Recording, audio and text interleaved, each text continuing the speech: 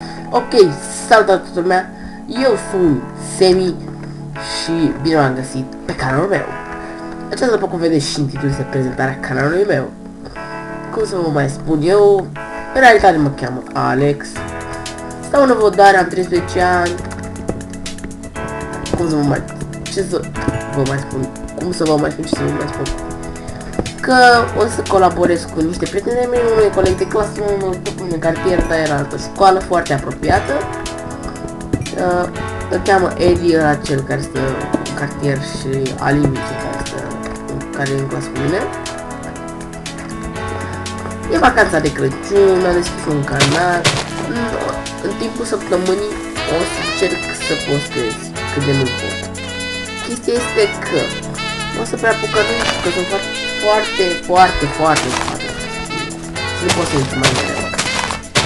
Înțelegeți? Asta nu. Că e un comentariu pe mine. Eu îmi fac și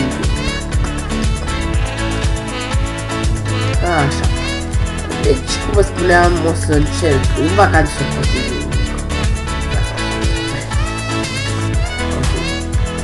Am și un canal de design, fac speed art-uri de game, fac template-uri, banner template-uri, gaming,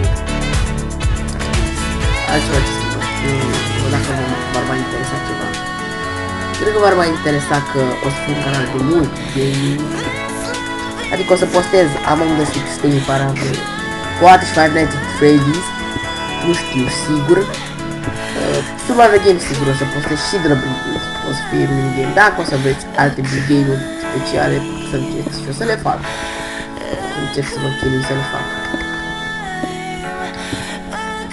Da, singura specificație a PC-ului meu, care nu e din nu pot să vă spun, o să vă fac surpriză după Crăciun, o să vă spun că mi-au calculator nou.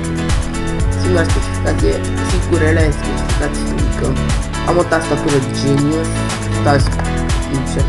o tastatură Genius, nu știu care, știu că e Genius, clar.